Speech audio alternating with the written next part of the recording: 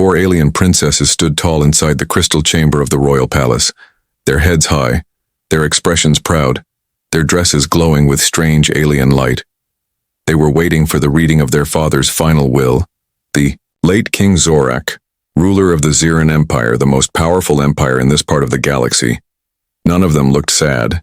Instead, they were annoyed, impatient, and full of confidence. After all, each of them believed she was the most powerful and most deserving to rule the empire. Varya, the cold one, with silver hair and eyes like frozen lakes, crossed her arms and sighed. "This is a waste of time," she said. "Everyone knows father wanted me to lead." Talira, with her fiery red skin and burning eyes, scoffed. "You?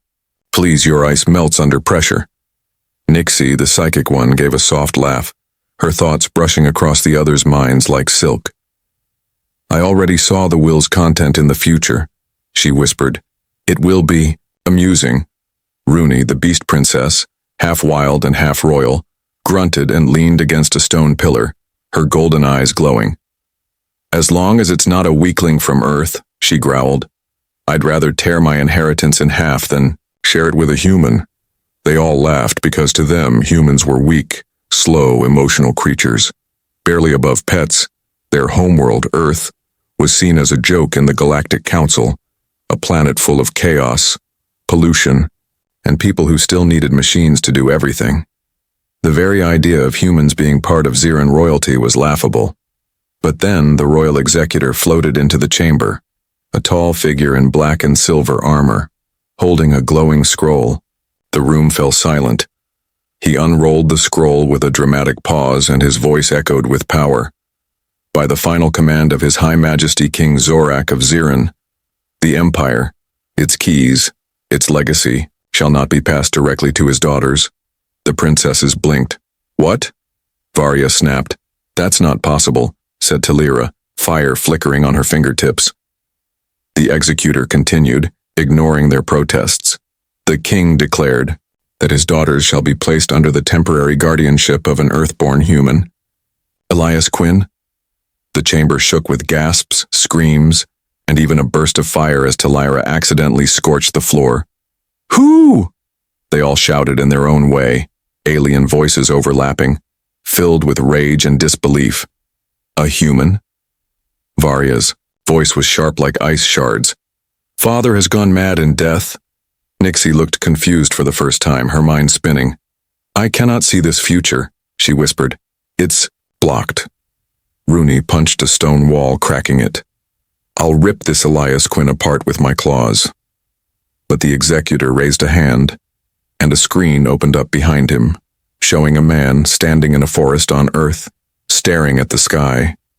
His name Elias Quinn, age 32, job mechanical engineer, status unknown. He looked ordinary, human, strong build but nothing impressive. Calm face, tired eyes, the kind of man you would pass in a crowd and forget, and yet, the will was clear. "The human shall hold the keys," the executor read, "until the day the princesses choose him of their own free will, or until the galaxy ends." The scene cut to Earth, a forested area near an old cabin. Elias stood alone, holding a strange glowing stone he'd found in a metal box that appeared near his doorstep the night before. He didn't know what it was, but something inside him said, "Don't throw it away." That night a voice came from the sky, deep and ancient.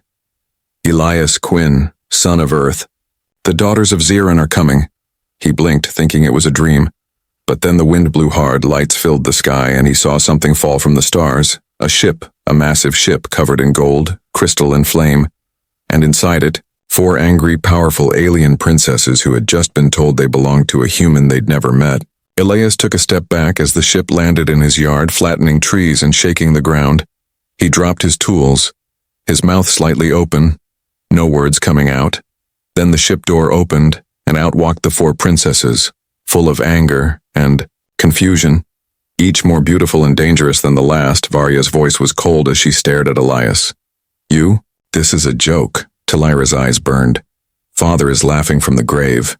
Nixie tilted her head, trying to read his thoughts. "Strange. You're harder to read than I expected." Rooney sniffed the air, her claws twitching. You smell like weakness. Elias blinked, rubbed his eyes, then said quietly, I think there's been a mistake. But there was no mistake. And from that moment on, the lives of the 4 most powerful alien princesses and 1 quiet human engineer were forever connected, and none of them could guess what was coming next. The ship's door opened fully, and the 4 alien princesses stepped out one by one. The air around them seemed to change, as if the wind itself bent in their presence. Trees swayed, animals ran away, and Elias stood frozen, unsure if he should run or speak. He had never seen anything like this before. Varya walked down first, her long, icy blue hair flowing behind her like mist. Her feet didn't touch the ground. She simply floated. Her cold gaze scanned the area with disgust. So, this is Earth, she muttered. It smells like rust and sadness. Talira stomped down after her, flames dancing on her shoulders. Her red skin glowed under the evening light. She didn't even try to hide her anger. I'm not staying here, she shouted. This is not a palace. This is a wooden prison. Nixie came out slowly, her eyes glowing softly.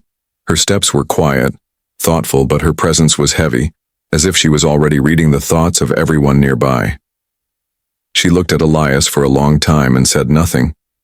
Just a strange smile playing on her lips. Last came Rooney, wild hair full of beads and feathers. Her clawed feet dug into the soil as she jumped out like a beast ready to hunt. She sniffed the air, then growled, The animals are smarter than the humans here, they ran. Elias couldn't speak. He stared at the 4 of them, feeling like he was inside some weird dream he couldn't wake up from. He had grown up building machines, fixing cars, repairing damaged tools. Never in his life had he imagined he'd be hosting 4 powerful alien princesses who had just been given to him. Varya walked past him without a glance and entered his small cabin. Talira followed and kicked the door open wider. Nixie floated behind them like a shadow. Rooney grabbed a chicken running by and threw it aside, laughing like a wild child. Elias finally found his voice. Wait, you can't just... This is my home. Talira looked back at him, fire glowing in her palms. Your home is now our prison, she said. So don't expect kindness. Inside, the cabin was simple. Wooden walls, a single kitchen, 1 bathroom, and 2 bedrooms. The princesses walked around like they were inspecting a battlefield, touching everything, judging everything, and clearly not liking what they saw. This chair is crooked, Varya said coldly, freezing the wooden leg by accident, making it snap. This food is dry, said Talira, sniffing a loaf of bread before tossing it into the sink, which caught fire. Nixie opened Elias's drawer and pulled out a worn book. Strange. You read stories about other worlds even though your world has none. Rooney was already lying on the floor like a giant cat stretching out. This place may be ugly, but it's peaceful. For now, Elias rubbed his forehead. I didn't ask for this, okay? I didn't invite any of you. I don't know why your king chose me. Nixie looked at him for a long time. You are not ready, she said softly. But we are bound by the will, and we cannot leave until all 4 of us agree. So you're trapped here with me, Elias said, finally understanding. No, said Varya. You're trapped here with us. The night was long and awkward. Elias had to sleep on the couch because the princesses had taken both bedrooms. He could hear strange sounds, ice cracking, fire flickering, animals growling, and deep humming from behind the walls. He barely slept. In the morning, things got worse. Talira had nearly set the kitchen on fire while trying to cook breakfast. Varya had frozen the sink trying to get cold water. Rooney had eaten half the fridge, and Nixie had reorganized all his books by thoughts, not titles, making it impossible to find anything. Elias stood in the middle of his ruined kitchen and said quietly, This is going to kill me. But then something strange happened. When he reached for the burned kettle, the handle didn't feel hot. When he walked near Varya's frozen chair, his feet didn't slip on the ice. Nixie watched him closely. You're changing, she whispered. The king did something to you before we came. What are you talking about? Elias asked. You are still human, she said. But something in your body is adapting to our energies. That shouldn't happen. He looked at his hands, then at them. So what now? We wait, said Varya. We wait, we survive, and we test you. Test me? Yes, she said, her voice sharp. To see if you're truly worthy of what our father promised. That evening, Elias sat outside, watching the stars. He heard footsteps behind him and turned to see Rooney. She sat beside him, quiet for once, staring at the sky. She didn't say anything for a long time, then she whispered, I don't want to be here, but I think something big is coming. Elias nodded slowly. Yeah, I feel it too. The 4 princesses had arrived like a storm, turning his quiet life upside down. But deep inside, he knew. This wasn't the end of the storm. It was just the beginning. Elias sat on the wooden porch of his cabin, his eyes on the stars above. He had always liked the night sky. It made him feel small, but also calm. But now, those stars had brought 4 alien princesses into his home, and his life would never be the same again. Inside the cabin, everything had changed. The furniture had been moved, the temperature shifted every hour, and the air smelled like fire, ice, and wildflowers all at once. The princesses were powerful, proud, and difficult. But something strange had started happening. Something Elias couldn't explain. When Talira burned her hand in the kitchen and Elias touched her, the burn healed faster. When Varya created a wall of frost in anger, Elias walked through it, unharmed. Nixie kept watching him quietly, her glowing eyes always following him as if she was trying to read something hidden deep inside him. Elias began to feel different. He didn't get tired as quickly anymore. His body felt stronger, lighter. Sometimes he even heard whispers in the wind, words he couldn't understand but felt familiar. One night, while everyone was asleep, Elias woke up suddenly. He had seen something in a dream, a woman with glowing skin, floating hair, and eyes like suns. She whispered a name, his name, but in a different tongue.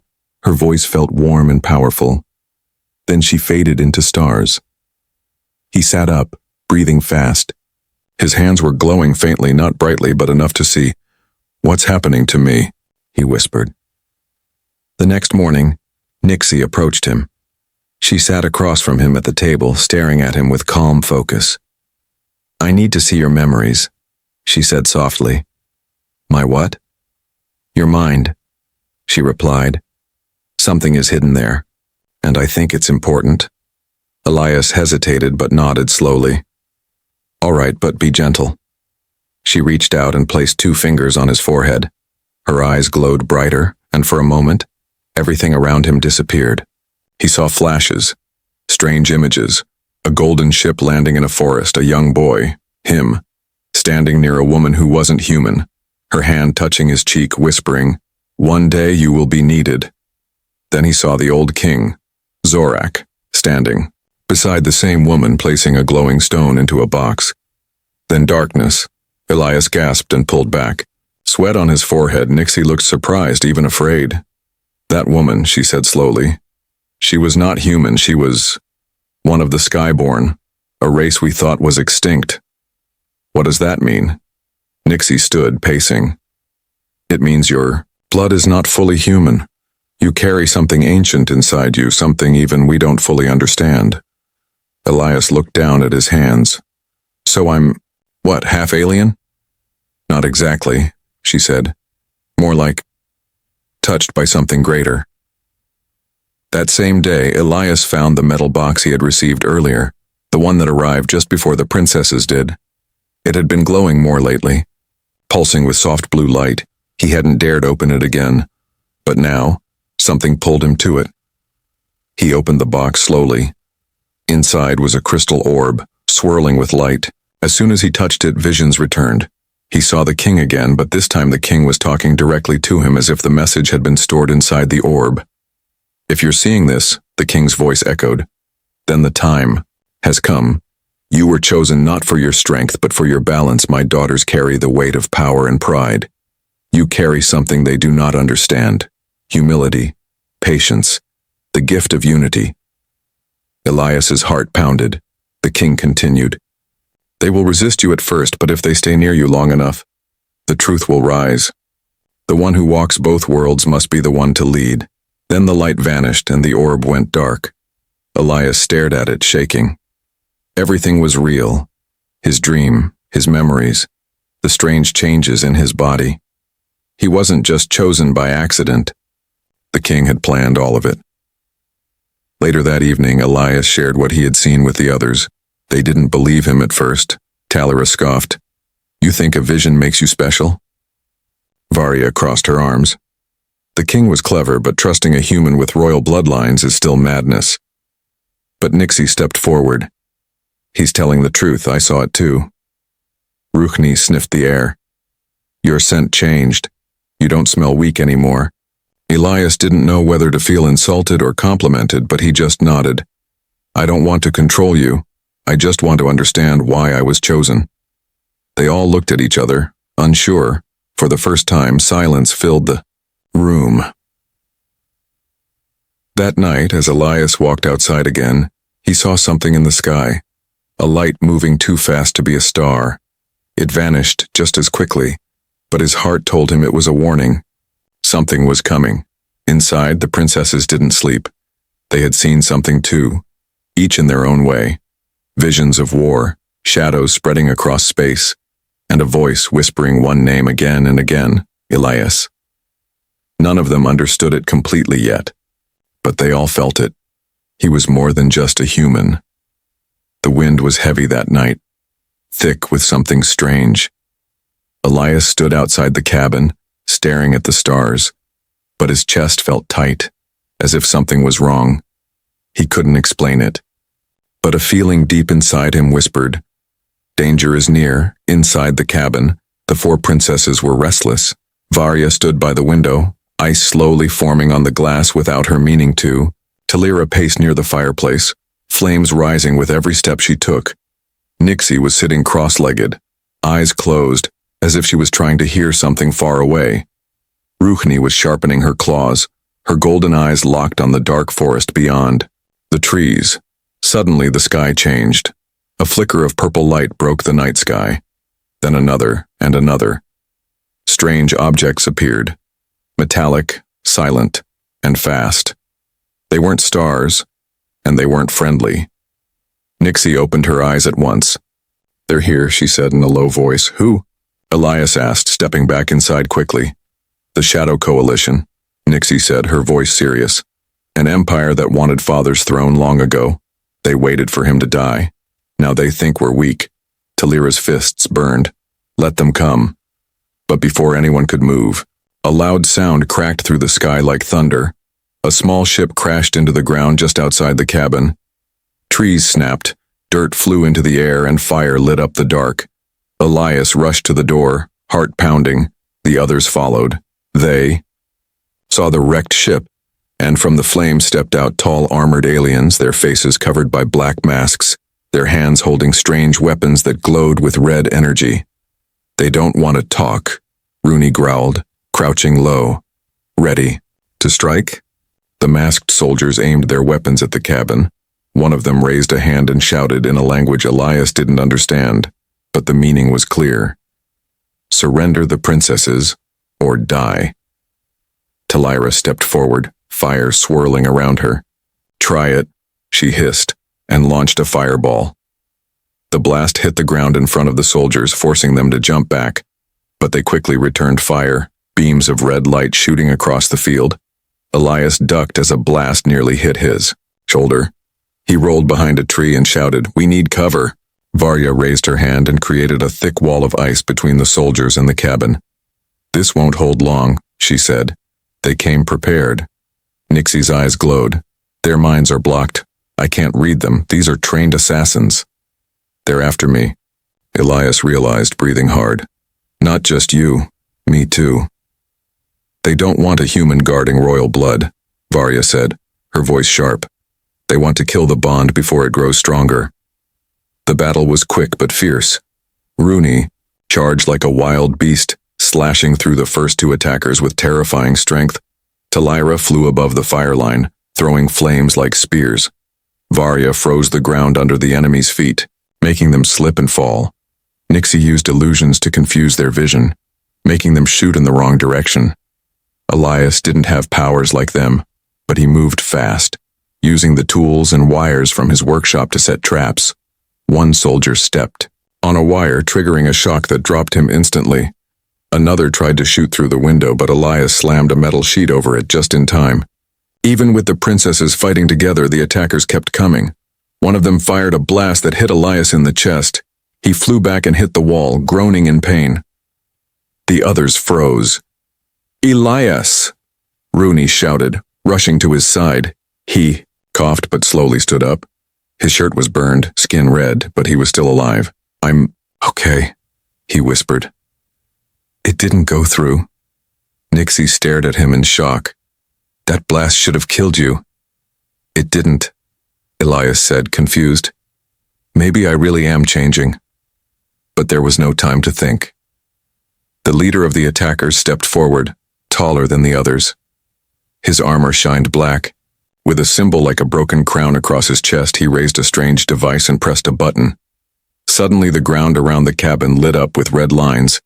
An energy trap. It began to close in. "They're trying to trap us," Varya shouted. Elias saw the trap and acted fast. He grabbed the orb the king had left him, still glowing faintly. He had no idea what to do with it, but something inside told him to trust it. He held it high and shouted, "Help me!" The orb glowed brighter than ever, and sent a pulse of light across the field. The energy trap stopped, flickered, then shattered like glass. The attackers froze, stunned.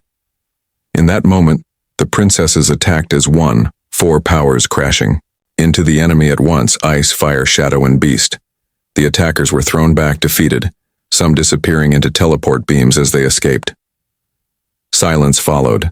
The cabin was damaged, the trees were broken, smoke filled the air, but they were alive. Elias dropped to one knee, tired. His hands still glowed faintly.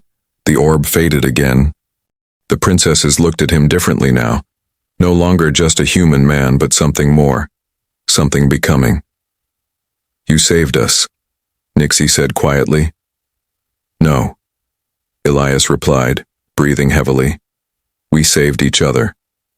And far above them, hidden in a ship among the stars, someone watched the battle through a dark screen.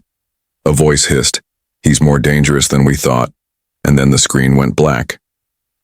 After the attack, the cabin was a mess. The walls were cracked, the roof was half burned, and the furniture was broken. Smoke still drifted in the air, but the fire was out. The alien soldiers were gone, but the fear stayed in the air like a shadow that refused to leave.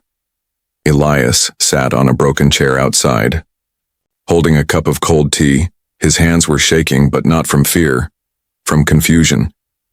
He had touched the glowing orb again, and it had protected all of them. He didn't understand how. He wasn't trained. He wasn't strong like the princesses, and yet the power had answered him, not them. Inside the cabin, the 4 princesses were quiet, each one sitting in a different corner, thinking about what happened. Talira cleaned ash from her hair. Varya sat with her arms wrapped around herself, staring into nothing. Rooney scratched at the wooden floor like a restless animal, and Nixie stared at Elias through the wall as if trying to read his soul. Finally, Talira broke the silence. "He saved us," she said, her voice softer than usual. "Without him, we'd be dust." Varya looked up. "It doesn't make sense. A human should not be able to do this." "He's not just human anymore," Nixie whispered. "The energy inside him, it's growing." Rooney stood up and walked to the door, watching Elias. He didn't run. He didn't hide. He fought beside us. That night, they all stayed close to him. Not because they had to, but because something inside them told them they were safer with him nearby. Even Varya, who always looked cold and distant, stood by the window and watched over Elias as he slept on the couch. In the morning, Elias woke up early and walked into the woods behind the cabin. He needed time to think. His heart was heavy. His body still ached from the blast, but he could walk fine. Somehow, he was healing faster than normal. He stopped by a small stream and looked at his reflection in the water. His eyes looked different. There was a glow deep inside them, like a small star flickering in his pupils. He touched his chest where the energy blast had hit him. The skin was smooth now, no scars, no pain. "I don't know what's happening to me," he whispered, "but I can't run from it." Behind him, footsteps moved quietly. He turned and saw Nixie. "You're changing," she said. "Every hour, every breath you become more like us, but not just us. More like something ancient." Elias frowned. "Is that bad?" "No," she said, walking closer. "It's dangerous, but not bad." Back at the cabin, the others were waiting. Talira was pacing again, this time holding 2 pieces of cloth. "We need to train him," she said suddenly. "If he's going to be one of us, he should learn to use that power." Varya raised an eyebrow. "You want to train a human?" "Yes," Talira said. "He's not just a human anymore." And so it began. They took Elias to a wide, open field not far from the cabin, surrounded by tall trees and soft grass. Each princess would teach him one thing, one lesson from her world, one gift from her bloodline. Talira taught him how to focus heat, to bring warmth to his hands without burning. Elias tried, and failed many times. But her voice, always full of fire, pushed him harder. "Control is the key," she said. "Power without control burns everything." Varya taught him calm, the art of stillness. She showed him how to hold ice without pain, how to cool his blood in panic. "Ice is not cold," she said. "It's silence. Learn to listen." Nixie guided his thoughts, helping him hear the whispers inside his mind, not voices but emotions, feelings. She showed him how to trust his instinct. "The truth lives in the quiet space between thoughts," she said. Rugni ran with him through the forest, made him leap over rocks, climb trees, and crawl through narrow paths. "Your body is your first tool," she said, laughing. "Use it, or lose it." Days passed like this, and something strange began to happen. The princesses who once hated Earth began to enjoy the forest, the wind, the sky, and even Elias's strange food. Talira smiled more often. Varya didn't freeze everything she touched. Rooney played with the animals instead of scaring them. And Nixie. She began to hum songs in the evening, soft and ancient. Elias saw the change in them, and they saw it in him. One night, as they sat around a small fire, Elias laughed at something Rooney said. Talira looked at him and said, "You're not what I expected." "What did you expect?" Elias asked. "A weak, scared little man," she smirked. "But you're still here and you're still standing." Varya looked at him and added, Maybe Father saw something we didn't." Then, Elias's body shook, and he fell. To his knees, his chest glowed, his breath became heavy. The orb in his pocket lit up and floated into the air by itself. The light wrapped around him like a storm. The princesses jumped up, shouting his name, but they couldn't get close. The energy pushed them back. Elias screamed, not in pain, but in fear. The light grew brighter, until finally, it exploded out. In a wave and vanished. He collapsed, breathing hard. The girls rushed to him. "Elias, are you all right?" Nixie asked. He opened his eyes slowly. They glowed now, not just a flicker, but fully glowing like stars. He smiled weakly and whispered, "I think I just passed the first test." And somewhere far away, in a silent space station, a new message was sent. "The human has awakened," the voice said. "Now, the real battle begins." The next morning, Elias woke up with a strange feeling. He didn't feel weak or tired. In fact, he felt stronger than ever before. His steps were lighter, his breath deeper, and the world around him seemed brighter. He walked outside, and even the birds didn't fly away like they usually did. They just watched him as if they knew something had changed. The 4 princesses were already awake, standing near the field. Nixie was the first to notice. She stared at him with wide eyes. "Your aura, it's glowing." Talira crossed her arms. "You look different," she said. "Not just stronger, but royal." Varya tilted her head, her ice blue eyes focused. "I felt the energy last night. It wasn't just power, it was a signal." "A signal for what?" Elias asked. For something hidden, Nixie replied. Something our father left behind. Without waiting, Nixie floated toward the forest, her eyes glowing brighter. Follow me, she said. I think the answer is close. They walked together through the thick woods deeper than they had ever gone before. The trees whispered in the wind, and the path twisted strangely, like the land itself was alive. After a long walk, they reached a small hill with a giant stone in the center. It was covered in alien symbols glowing softly. Elias walked toward it and the stone reacted at once. It split open down the middle, revealing a staircase going underground. This place was hidden, Nixie whispered. Even from us. They slowly walked down the stairs, the air cold and still. The tunnel led to a giant chamber full of glowing lights and floating symbols. In the center stood a throne made of crystal, and above it hovered 4 keys, each shaped like the princess's emblems. The moment Elias stepped forward, the room came to life. Lights danced on the walls and a voice echoed through the chamber. You who hold the bond of unity, step forth. The princesses looked at each other, confused and amazed. That's Father's voice, Varya whispered. Elias walked to the throne and looked up at the keys. The orb in his pocket floated out again and hovered between them. It pulsed, and one by one the keys floated down into the hands of each princess. Only when the 4 accept the 1. Can the throne be unlocked? The voice said. Together they are power, alone they are lost. Talira looked down at the key in her hand. So this is why he chose you. Suddenly, the chamber shook, lights flickered, and a hologram appeared. Above the throne, an enemy fleet, massive and deadly, moving toward Earth. Nixie's face turned pale. It's the Shadow Coalition. And they're not coming to talk. Then we fight, Talira said at once, her flames lighting up. No, Elias said calmly. We lead. The princesses turned to him. We don't just fight them off, Elias continued. We show them what Earth and Zirin united can do. How? Ruhni asked. We don't even have a ship. The chamber rumbled again and a hidden door opened behind the throne, revealing a tunnel of light. They followed it, and at the end stood a huge hangar buried under the forest. Inside was a spaceship, unlike anything they had seen before, part Zirin tech, part unknown power. It hummed softly as if waiting for someone. This was hidden here the whole time? Varya said, amazed. The king's final gift, Nixie whispered. Only Elias could unlock it. The ship opened, and Elias stepped inside first. The systems lit up at his touch, recognizing him instantly. Welcome, Guardian, a soft voice said. The Royal Starblade is ready. One by one, the princesses joined him. Each seat was designed perfectly for them, as if it had been waiting for this moment. They launched into the sky, rising above the trees. Clouds parted and the stars opened before them.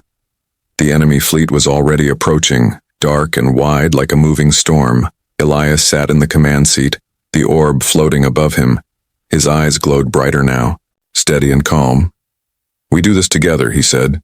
No fear, no running. The Royal Starblade powered up, its engines humming like a heartbeat. The 4 keys locked into place on the dashboard, and the ship shifted, growing stronger, faster, surrounded by energy.